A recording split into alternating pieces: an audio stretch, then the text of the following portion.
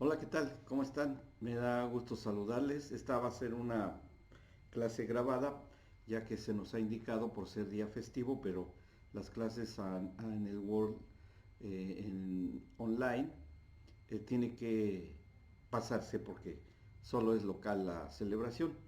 Entonces, bueno, eh, van a poder ver esta clase en el Facebook como siempre, a la hora de siempre.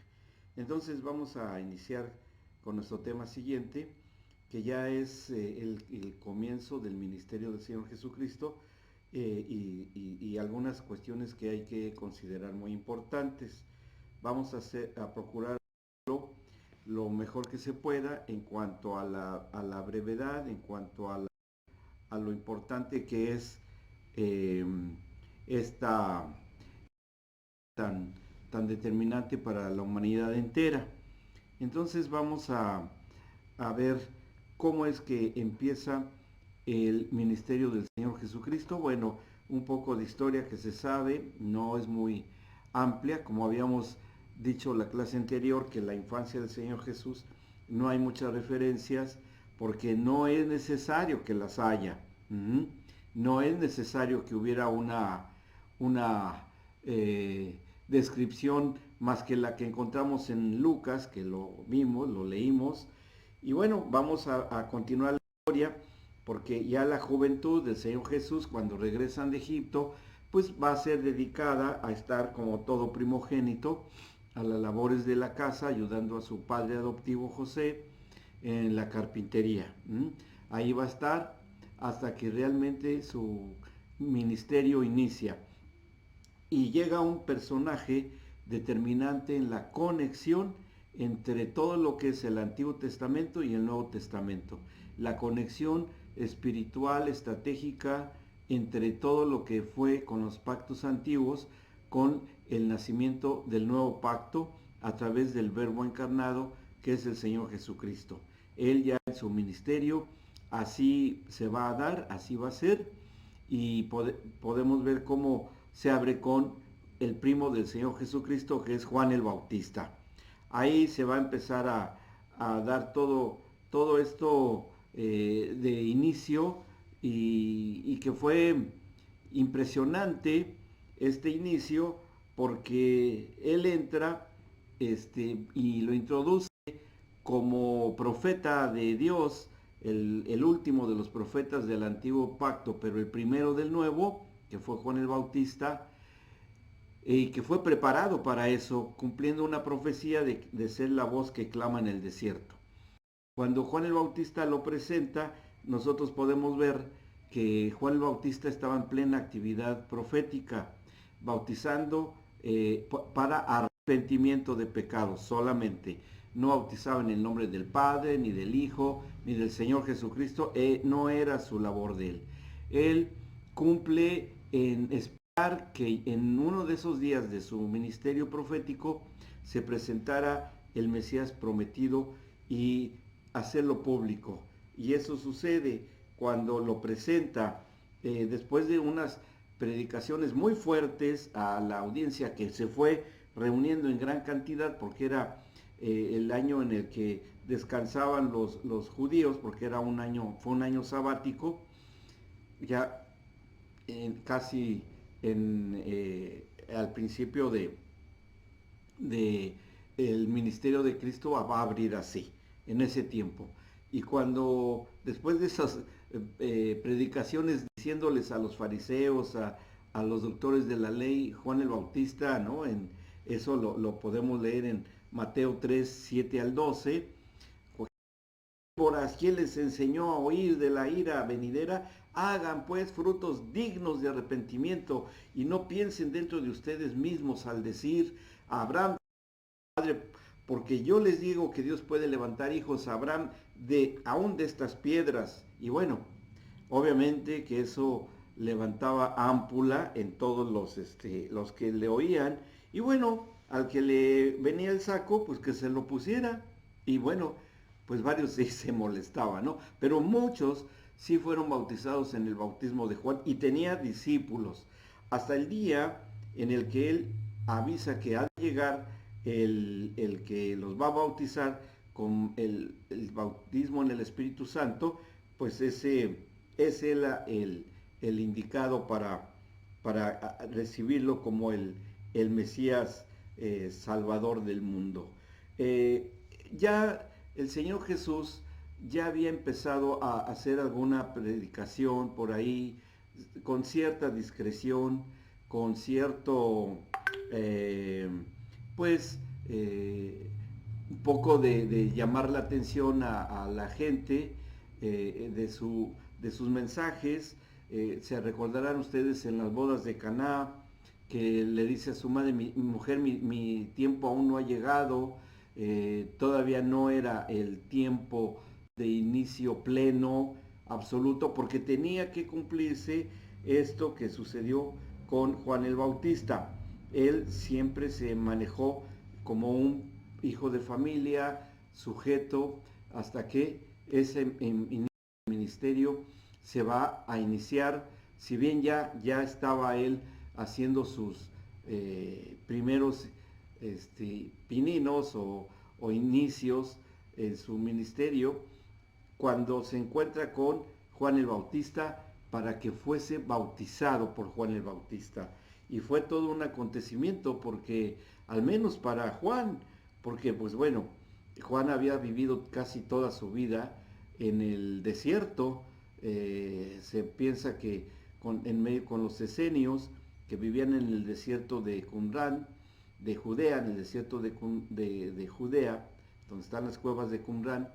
Bueno, por esos lugares, ahí tuvo una vida muy solitaria, pero de una preparación para ser el punto de acceso de que se uniera los ámbitos espirituales con los terrenales, que habían estado separados, excepto cuando venía el Espíritu Santo, en los profetas del Antiguo Pacto.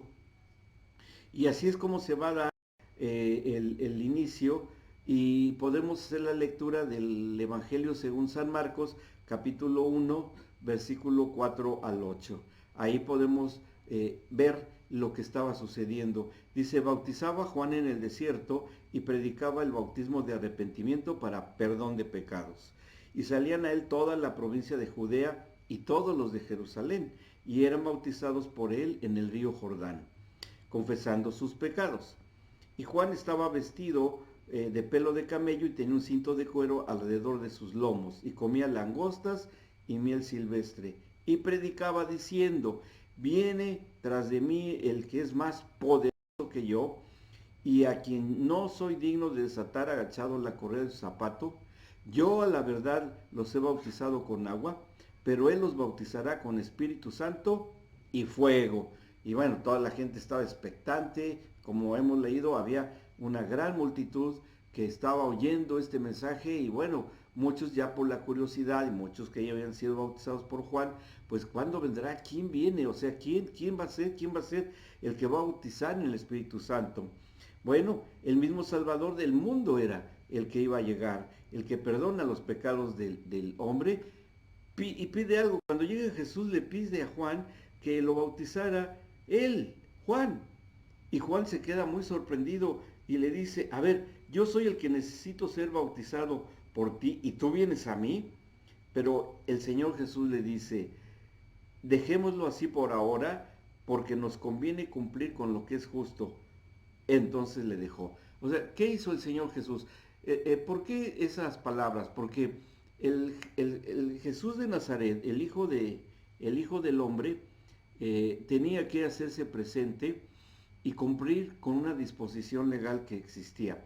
Porque él, ustedes en la lectura de los evangelios pueden encontrar, sobre todo en Juan, que el Padre es muy reconocido por el Señor Jesucristo como tal, como su Padre. Y él hablaba de mi Padre, que eso era para los judíos de ese tiempo blasfemia. Y el Señor Jesús se presenta a ellos hablando y diciendo, yo vengo de mi Padre, yo hablo lo que mi Padre me dio a hablar, yo digo lo que mi Padre me dio y vi hacer, eso mismo yo es lo que hago, es lo mismo que yo digo.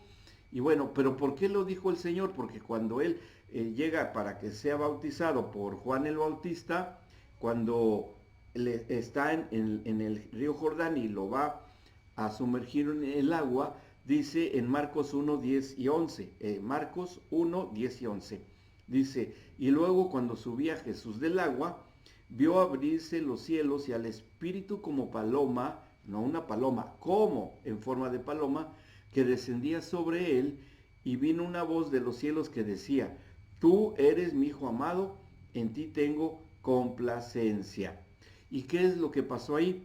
Bueno, que como se acostumbraba en ese tiempo, que los hijos que se daban en adopción, esto tenía que ser un acto público para que los hijos adoptivos, el padre adoptivo fuese reconocido que ya era por derecho legal y público ese hijo que adoptaba. Y ya podía ser reconocido como el hijo de tal o de tal, porque había sido adoptado y esas eran las leyes que había en ese tiempo. Y eso es precisamente lo que hace el Padre y el Señor Jesucristo cuando se oye esa voz. ¿Qué es lo que pasó? La gente que estaba ahí escuchó, pero no entendió, porque pues no, nunca había sucedido que el Padre estuviera hablando públicamente y ahí sí lo hace. Pero ellos cumplen con la misma ley que se disponía, esa ley de la adopción, ¿no? Entonces, cuando viene la voz, este es mi Hijo amado en quien tengo complacencia, ahí ya se está haciendo la adopción legal para cumplir con la ley. Por eso el Señor Jesús, en otras versiones, porque le leí de la nueva versión, pero en la dice, es necesario que cumplamos con toda obediencia. ¿Cuál obediencia? A las leyes. ¿Y cuáles leyes? Esta de la adopción. Para que cuando él se dijera que él era hijo de Dios, nadie lo pudiera pues perseguir como blasfemia, aunque a los que no lo entendieron, los celosos de su ministerio, pues bueno, nunca comprendieron esta verdad, pero se había hecho lo legal, estaba cumplida la ley en el pueblo de Israel y Jesús podía anunciarse totalmente con libertad como el Hijo de Dios. Por eso va a ser reconocido como el Hijo del Hombre por haber nacido de mujer, de María, pero también como Hijo de Dios, como hijo adoptivo en su hechura de hombre por el Padre Celestial, aunque era Hijo de Dios también por el Verbo encarnado. O sea, todo eso era necesario que se pudiera cubrir en la persona del Señor Jesús. Y que ya a partir de ese momento, cuando se manifiesta la voz, se da que el anuncio de que él era ya el ungido, el Mesías Salvador.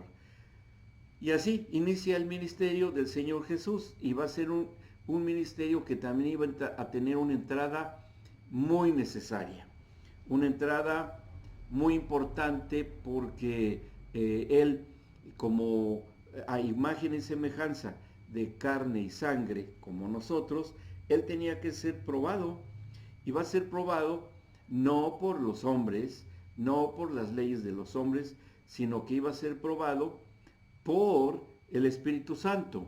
Y el Espíritu Santo utiliza como pieza de ajedrez, utiliza al diablo, ¿sí? Y bueno, vamos a leerlo porque también esto es parte del acceso a la entrada al ministerio personal del Señor Jesucristo. Entonces vamos a dar lectura a Mateo capítulo 4, versículos 1 en adelante. Vamos a ver qué dice ahí. En Mateo 4, 1, 12, 1 al 2, dice, entonces Jesús fue llamado por el Espíritu Santo al desierto para ser tentado por el diablo y después de haber ayunado 40 días y 40 noches tuvo hambre. Y bueno, algunos de ustedes pueden decir, no, pero es que nadie puede tentar a Dios. Bueno, es que el que estaba por ser tentado era Jesús, el Hijo del Hombre. Es el que iba a ser tentado. Y vemos cómo es un proceso muy interesante porque todas las áreas del ser del Señor Jesucristo tenían que ser probadas. Por eso ahí leemos nosotros, aquí en Mateo, aquí yo tengo mi Biblia, a ustedes les recomiendo que abran la suya para que puedan, hagamos la lectura de lo que está aquí. En Mateo 4, 1 dice, entonces Jesús fue llevado por el Espíritu al desierto para ser tentado por el diablo. Y todas estas áreas en las que iba a tener que ser probado como el Hijo del Hombre eran necesarias. Recuerden, El Señor Jesús fue hecho a imagen y semejanza de carne y sangre, tal como nosotros. Por el hecho de Él participar de nuestra humanidad, humano, siendo espíritu, siendo el verbo de Dios, ya por el hecho de tener toda la configuración que se ha vaciado en él mismo, en la forma de hombre como en un molde, y la presencia de ya aquí terrenal, bueno, todo eso tenía que ser probado, y por algunas cosas importantes que les voy a mencionar a continuación. Cuando él es llevado al desierto, que hemos leído 4.1, dice, después de haber ayunado 40 días y 40 noches, tuvo hambre. Y esto ya nos prueba de la humanidad del Señor Jesucristo. Tenía hambre, ¿sí? Este hecho de tener hambre, pues ya nos habla de que Él es un ser humano como nosotros, con todas las sensaciones de tener hambre y sed. Bueno, aquí no dice que tenía sed, diría hambre y sed. O sea, sí llevaba algo de beber, pero sí hambre. Y después de 40 días, si es conforme a lo que cualquiera de nosotros puede tener, pues ya estaba bastante bajo de peso, ¿no? Y sin haber comido, ya estaba muy debilitado. Y como fue llevado por el Espíritu Santo, pues bueno, se tenía que hacer esta prueba y el diablo estaba al acecho, ¿sí? El diablo estaba ahí. Y dice en el 3, y vino él, el tentador, y le dijo, y empiezan una conversación. Interesante también, porque obviamente que el diablo lo conocía de eternidad, Satanás lo conoció como el verbo de Dios, no encarnado, como uno de los componentes de las tres personas de Dios. Y bueno, entonces, pero era algo diferente ahora, porque pues es un ser humano, y como ser humano lo va a tentar, ¿no? Y empieza en las diversas áreas que componen, como a nosotros mismos, en nuestra persona, espíritu, alma y cuerpo, ¿no? Bueno, pero Satanás empieza por la que más fácilmente podía haber caído en la tentación, y era por la carne, por el cuerpo. Dice en el 3, y vino el tentador y le dijo, si eres hijo de Dios, di que estas piedras se conviertan en pan. Bueno, podría haber sido tentado el Señor Jesús y obedecido la orden del diablo porque era mucha el hambre que tenía. Pues obviamente que no iba a ser tentado en otra cosa más que en lo más visible del cuerpo, ¿no? Ahora, ¿el diablo sabía que la podía convertir en pan? Sí, pero lo tenía que probar. ¿El Señor Jesús sabía que podía convertir las piedras en pan? Sí. Si después convertiría el agua en vino o resucitar muertos, pues claro que ambos lo sabían. Pero es ahí un juego que se establece entre el Jesús humano, el Hijo del Hombre, y alguien que se sentía más poderoso, porque pues, por eso fue expulsado de la presencia de Dios y no había cambiado su anhelo, ¿no? De hacerse el Dios de la creación. Príncipe del mundo lo era, pero no de la creación. Entonces, por ahí va a empezar. Y el Señor Jesús le responde con la autoridad que él tenía, en el versículo 4. Él respondió y dijo, escrito está, no solo de pan vivirá el hombre, sino de toda palabra que sale de la boca de Dios.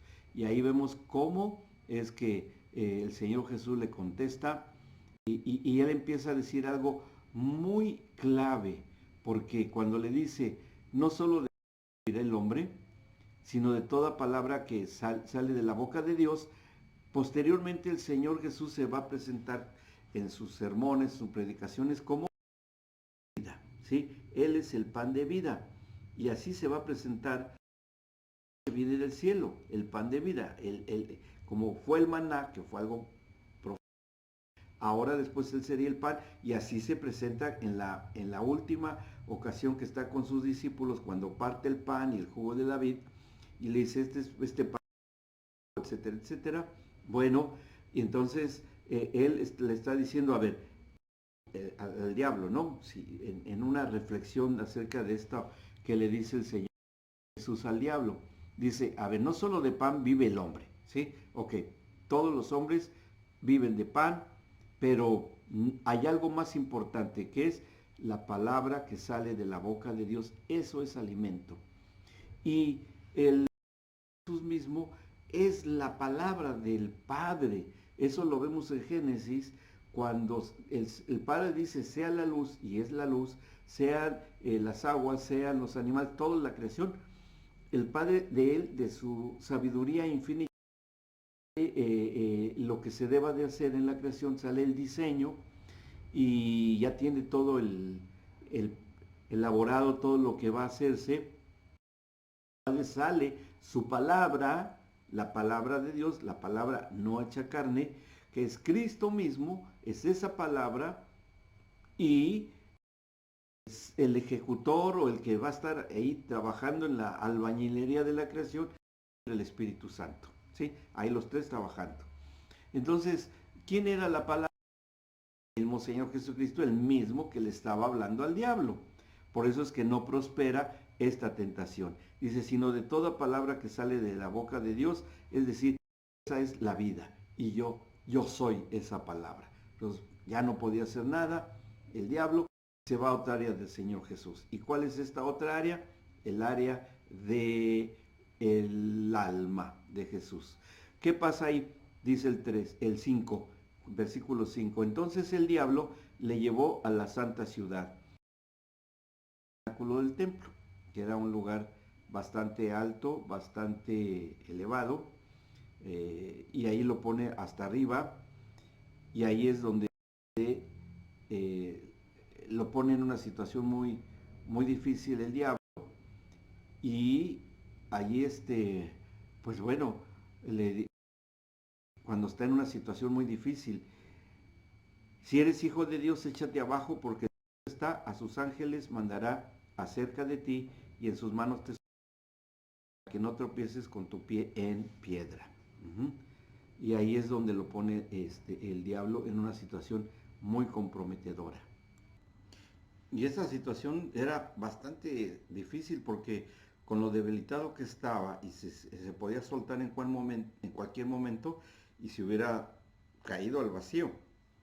Pero la tentación que está habiendo aquí a las emociones del Señor Jesús, porque obviamente él veía que estaba a mucha altura, era que se soltara, pero la intención de Satanás era precisamente cuando habla de estas escrituras, de que su padre sostendría con sus manos su cuerpo al caer, y pues estaba de alguna manera el diablo a que el Padre Celestial se sujetara a esa orden, ¿no? Para evitar la muerte inminente de la humanidad de su Hijo. Pues bueno, no lo iba a hacer. Y Jesús con mucha sabiduría le contesta, le dice, escrito está también, y él se remite a lo que estaba escrito ya, dicho, palabras eternas, no tentarás al Señor tu Dios, porque ahí es donde iba dirigida la situación. Ahí es donde precisamente estaba la dirección de la tentación a que el padre se sujetara al orden del diablo con tal de salvarle la vida a su hijo. O sea, todo un juego de cuestiones, de emociones, y no cae en la tentación el Señor Jesús. Dice, no es así, no vas a tentar al Señor tu Dios. Y eso es lo que desiste el diablo. Y finalmente la última, cuando le dice, Jesús le dijo, perdón, 8. Otra vez le llevó el diablo a un monte muy alto y le mostró todos los reinos del mundo y la gloria de ellos. Y le dijo, todo esto te daré si postrado me adorares. ¿A dónde va ahora? Al Espíritu de Jesús. Y a la tentación va a su Espíritu. Entonces dice, todo esto te daré si postrado me adorares. Entonces Jesús le dijo, vete Satanás, porque escrito está, al Señor tu Dios adorarás y él solo servirás. Entonces el diablo le dejó y aquí vinieron ángeles y le servían. Cuando esto ocurre, pues no prospera ninguna tentación y ya está probada en toda su humanidad el Señor Jesús. Y ya da inicio a la legalidad, su ministerio de predicar las buenas nuevas de salvación. De ahí él se va a continuar hablando y diciendo todas las cosas que empezamos a ver, y que el propio Juan el Bautista después daría testimonio de, de que a él, bueno, lo pretendían reconocer como el ungido. Dijo que no, algunos le decíamos, este es un gran profeta, parece que es un profeta poderoso, que era Elías, que era Moisés, que era el Mesías o que era un falso profeta, ¿no?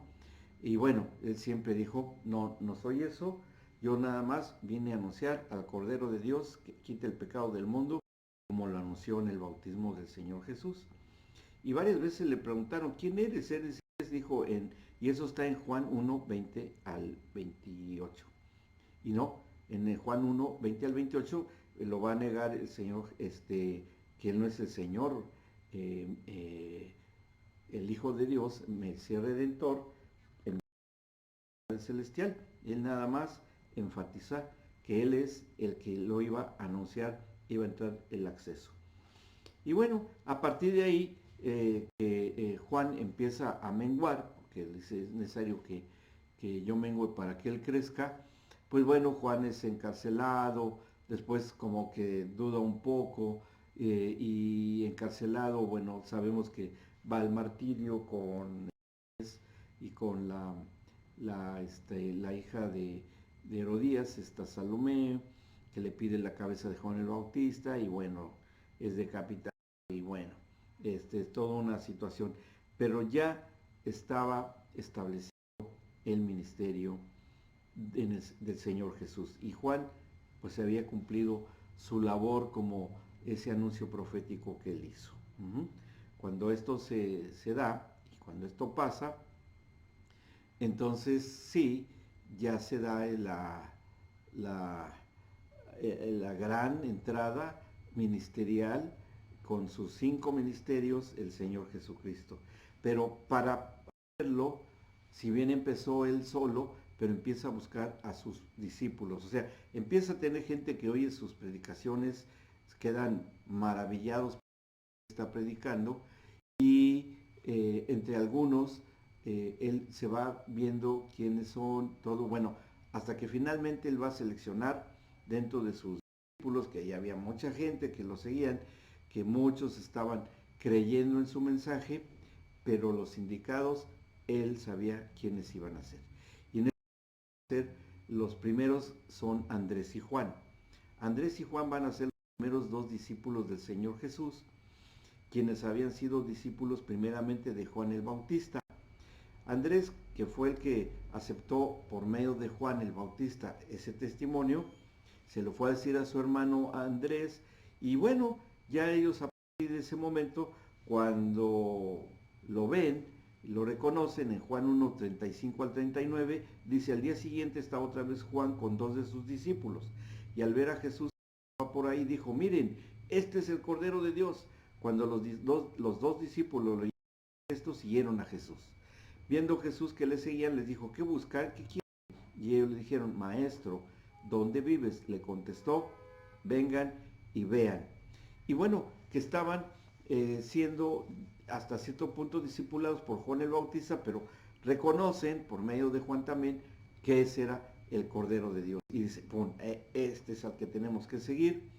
Y ahí los va llevando ya a confirmarlos en su apostolado a través de su, juntamente con él, el ministerio del Señor Jesucristo. Después viene Pedro, el hermano de Andrés. Pedro, como ustedes saben, era un pescador que estaba pescando a orillas del mar de Galilea, ¿sí? Y esta actividad de ser pescador de Pedro, bueno, la va a dejar. Esto lo podemos leer en Juan 1, 40 al 42. Dice, Andrés, hermano de Simón Pedro, era uno de los 2 que habían oído a Juan y habían seguido a Jesús. Bien, ya lo dijimos. Este halló primero a su hermano Simón, o Simón Pedro, que después le asigna ese nombre al Señor Jesucristo. Y le dijo, hemos encontrado al Mesías, que significa Cristo. Y lo trajo a Jesús, y mirándole Jesús le dijo, tú eres Simón, hijo de Jonás, tú serás llamado Cefas, o piedra, es decir, Pedro. Y ya, a partir de ahí, y con otra cuestión que le dice, cuando la pesca milagrosa, que se internan en la pesca, le dice, vamos, métete, le dice, no, señor, pues es que ya estuvimos toda la noche pescando y ya no hay nada, y ahora ya es mediodía, no hay pesca, y dice, vamos, bueno, le obedece, y se echa la red, barca, la echa y saca a reventar la red, ¿no? Y ahí, cuando pues, reconoce que algo milagroso ha sucedido, ya después cuando llegan a tierra, el Señor le dice, pues, ven, sígueme, porque te haré pescador de hombres. Entonces ya ahí encontramos cómo ya hay otro llamado apostólico de parte del Señor Jesucristo. Después van a ser Felipe y Natanael. Los siguientes fueron ellos dos que vivían en Cana, en la región de Galilea. En Juan 1:43 dice en estos versículos al 50. eh, al día siguiente fue Jesús a Galilea y halló a Felipe, el cual le dijo, sígueme. Felipe era de Bethsaida, de la ciudad de Andrés y Pedro. Más tarde Felipe halló a Natanael y le dijo, hemos encontrado a aquel a quien escribió Moisés en la ley. Fíjense, ellos sí lo reconocieron. Y, y de quien escribieron también los profetas, a Jesús de Nazaret, el hijo de José. Natanael replicó, ¿acaso de Nazaret puede salir algo bueno? Felipe le respondió, ven y verás. Y bueno, ahí va, cuando Jesús vino a Natanael, le dijo, un verdadero israelita en quien no hay falsedad o engaño. ¿De dónde me conoces? Preguntó Natanael, y Jesús le respondió, antes que cuando estabas debajo de la higuera te vi. Natanael exclamó, Maestro, tú eres el Hijo de Dios, tú eres el Rey de Israel. Le contestó Jesús, ¿crees porque te dije, pues cosas mayores que estas verás? Y agregó, en verdad les digo, desde ahora verán el cielo abierto y a los ángeles de Dios subiendo y bajando sobre el Hijo del Hombre. Y pues bueno, ya ahí ya este llamado apostólico pues ya fue irreversible, ¿no? Ya fue definitivo para ellos y ellos ya van a empezar a participar del ministerio del Señor Jesús con ellos. Ya después vendrían otros. Bueno, entonces ya iniciando este ministerio terrenal, Señor Jesús ya con sus discípulos, con muchos seguidores, pero ellos eran los más cercanos. Inclusive dejaron a sus familias por el momento, los visitaban probablemente, pero los seguían a Jesús en sus viajes que hacía bastante largos, pero en esas mismas tierras. Nos acerca de todas las cuestiones que se dieron en el ministerio del Señor Jesucristo. Hubo muchas cosas que pasaron. Después de que empezó el ministerio, empiezan a haber un orden cronológico en los evangelios sinópticos, que es la unión de todos los diversos evangelios. Se encuentra la narrativa muy bien de estos evangelios que narran unos acontecimientos en un evangelio, otros en... Al unirlo se puede establecer una de hechos que se van a dar, ¿sí?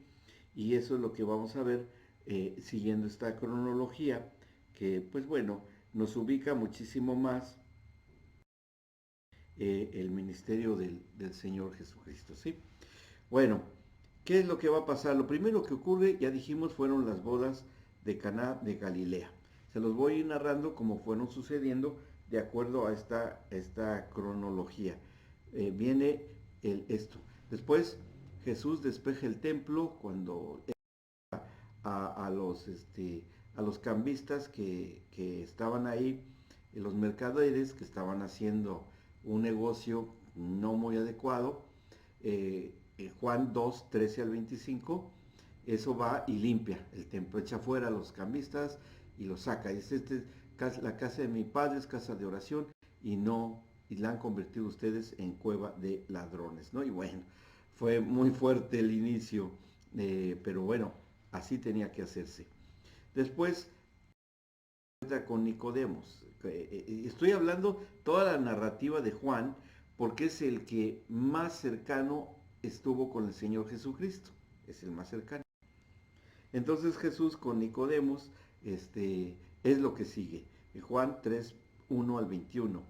Y ahí nosotros nos acordamos de esta lista que tiene con Nicodemos, que era un fariseo muy, muy ilustrado, pero muy enterado del ministerio de Jesús y sus milagros, que posiblemente él lo seguía discretamente como muchos, y pues bueno, con las predicaciones y los milagros, pues sí, él tiene una entrevista, además era un hombre muy importante en el Sanedrín, y pues bueno, él finalmente cuando se entrevista con Jesús, que le dice que nacer de nuevo, y Nicodemos no entiende muy bien y Jesús le dice, pues siendo tú maestro de Israel y no entiendes estas cosas, y bueno, ahí Nicodemos será pero sumamente discreto, ¿no? Y sabemos que fue discreto porque después cuando viene el juicio legal contra Jesús, él trata de exponer razones como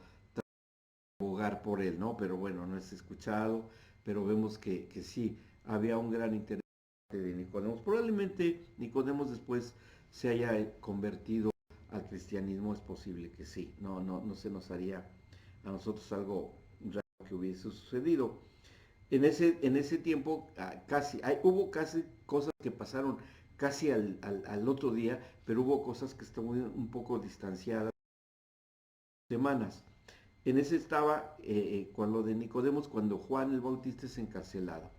Y cuando es llevado a la cárcel, esto ya se mete aquí lo de Lucas 3, 18 y 20, Lucas 3, 18, cuando llevan a la cárcel a Juan, que Herodes Antipas, bueno, lo sacrifica.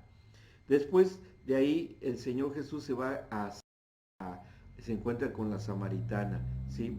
Viaja y está pasando por Samaria, en Juan 4, 3 al 6, que ahí ustedes conocen esa entrevista, con la mujer samaritana, que ella finalmente lo reconoce como profeta, como alguien que venía del Señor, y se queda a predicar ahí este, el, el Señor Jesucristo unos 3 días, junto con los discípulos que le acompañan, que le cuestionan, pero ¿cómo nos vamos a quedar aquí?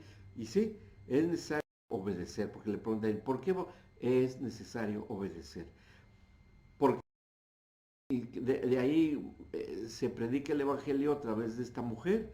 Después regresaría Felipe en el libro de los Hechos a predicar el Evangelio. Ustedes en Hechos 8 lo pueden leer, pero ya había sido cultivada, abierta por el Señor Jesucristo, se habían echado las semillitas del Evangelio con en el anuncio de esta mujer, pues que era una mujer muy especial porque tenía muchos maridos, pero a la vez no tenía ninguno, ¿no? Y bueno, pero ya estaba preparado el terreno, por eso era necesaria la obediencia.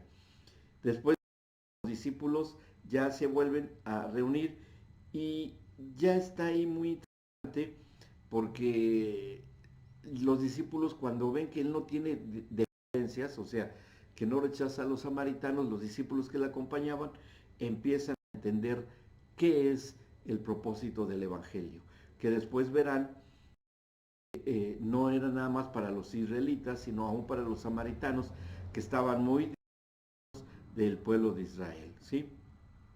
Y muchos samaritanos ya empiezan a creer.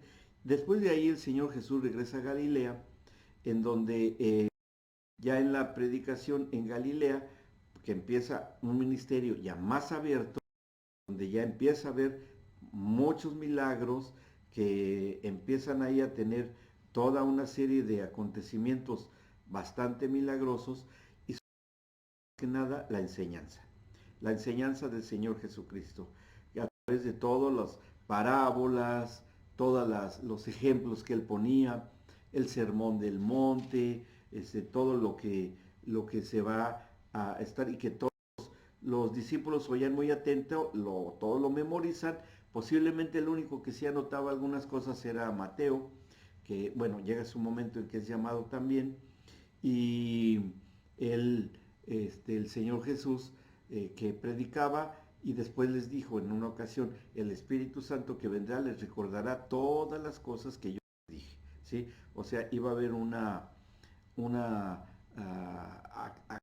sobrenatural del Espíritu Santo de recordarle el Evangelio a todos los discípulos, ¿sí? Para que después escribieran, transcribieran los sermones, los milagros del Señor Jesucristo, que ahí lo tenemos en los evangelios. Cuando el Señor Jesús ya empieza el ministerio, que empieza a predicar en Capernaum, que es donde se va a dar el evangelio, bueno, ahí en el Mateo capítulo 4, versículo 17. Entonces ahí es cuando ya empieza el ministerio totalmente abierto a toda la gente. Ahí empieza. Todos ellos, eh, todos ellos empiezan a ser eh, mm, confirmado, llamado apostólico, porque bueno, ya no se van a desprender del Señor Jesucristo, ya van a participar ellos de su actividad ministerial.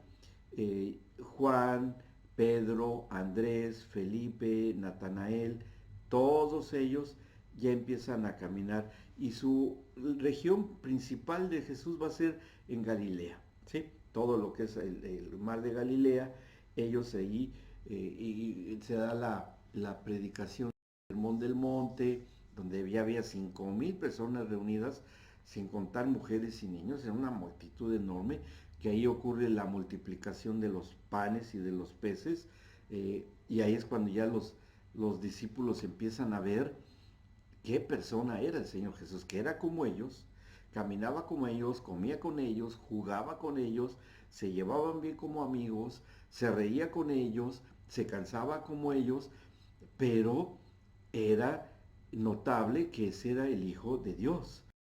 Y ellos ya están, pues ya funcionando en ese llamado apostólico y sobre todo por su autoridad con la que predicaba. Inclusive ellos ya empiezan a notar que aún los demonios se sujetaban a él cuando expulsa a demonios con una autoridad que nunca nadie había demostrado, nunca nadie, ni los profetas, ¿no? Y bueno, ya los discípulos empiezan a ver que al ser liberados tanta gente que eran oprimidos por el diablo, ustedes lo pueden leer 1, 21 al 28, cómo es que ellos ya podían ser partícipes de esa misma autoridad, porque cuando los manda a la comisión de los 70, también ellos llegan y le dicen, Señor, aún los demonios se nos sujetan en tu nombre. Claro, porque esa autoridad que al menos en ese momento les imparte el Señor, pues bueno, ya están comprobando cada vez más que él, él era el Mesías prometido, ¿sí? Llega inclusive un momento en el que Pedro está enferma su suegra y el Señor se la sana. Digo, no sé, se puso muy contento Pedro, pero bueno, tenía una fiebre y el Señor la sana, que fue un milagro privado. Pero ahí nosotros vemos cómo ya había una participación, pues ya muy cercana, ya muy estrecha. De hecho, se va formando un círculo muy íntimo entre Andrés, Juan y Pedro con el Señor Jesús, eran los más cercanos a él, ¿no? Y para andar con él. Juan era un adolescente, era muy joven, pero pues es llamado.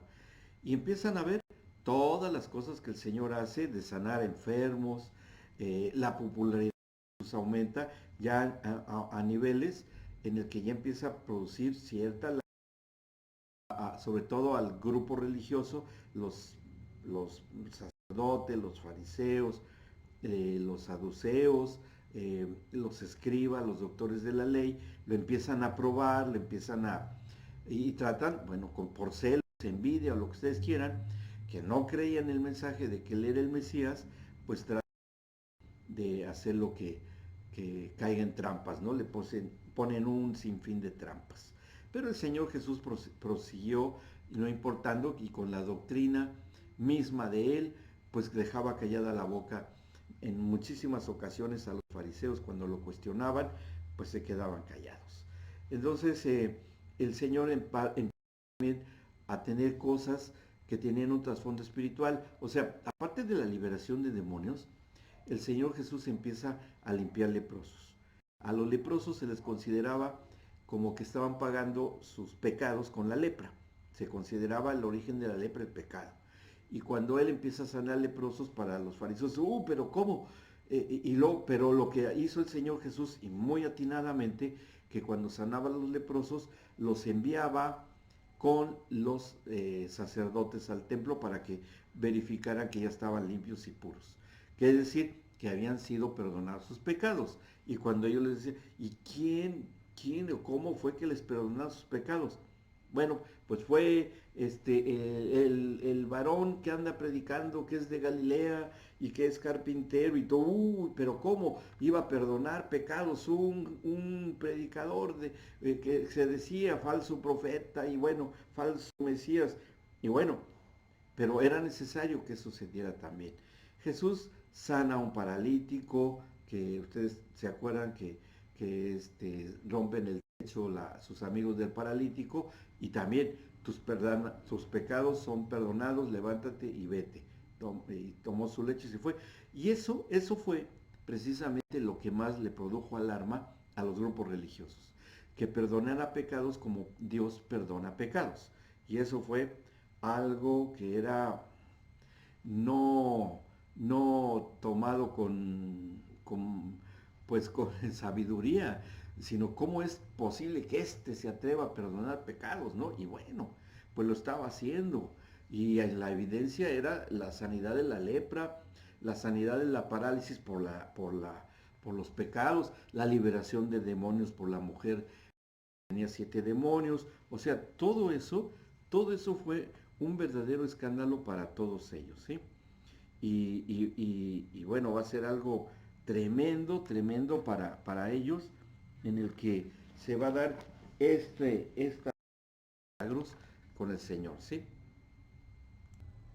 Y estas situaciones que se fueron dando, pues eran bastante alarmantes, no solamente ya para los grupos religiosos, sino que ya empezaba a haber cierta conmoción con el Imperio Romano. Pero bueno, para ellos era como había habido otros antes predicadores que no, que no, que no fueron en verdad predicadores auténticos, ¿sí? Y, y eso va a suceder. Eh, Ir causando cada vez más y llamando cada vez más la atención. El llamado de Jesús, que a ir haciendo discípulos, como les mencioné hace un instante, van a empezar a surgir otros discípulos como fue Leví, que después sería Mateo, que él trabajaba para el gobierno y para las autoridades de gobierno que recaudaba los impuestos, y pues era el más indeseable de todos, ¿no? Y bueno, pues fue llamado también, pero fue uno de los más fieles y de hecho uno de los autores de los evangelios. Y Mateo también recibe el llamado. Ya está casi completo, faltaban todavía algunos, como vemos cómo los va llamando poco a poco, cada uno con su personalidad muy definida, hasta que Jesús llama a los últimos de sus discípulos. Y ahí todos los discípulos ya se empiezan a dar cuenta de otra cosa muy importante, que no tenía nada que ver el Señor Jesucristo con la facción sacerdotal. No, nunca entró al lugar santo, nunca se dijo que era un sacerdote, nunca se dijo que era un religioso, un rabino, lo reconocían como maestro, eso sí, con mucha humildad lo llegó a aceptar, pero todos ellos se empezaron a dar cuenta que él, sin ejercer el sacerdocio, él tenía una actividad sacerdotal de servir como puente y vinculación con el Padre Celestial, cuando decía que él es mi Padre, yo hago lo que él me dice.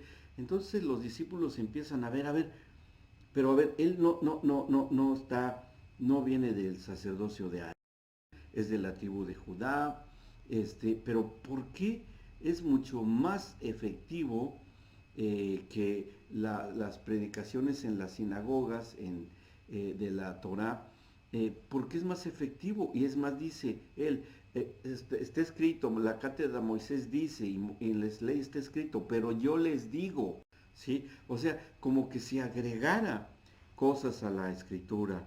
Y eso era algo, pues, muy indicativo del sacerdocio del Señor Jesucristo. Y eso es lo que va a darse.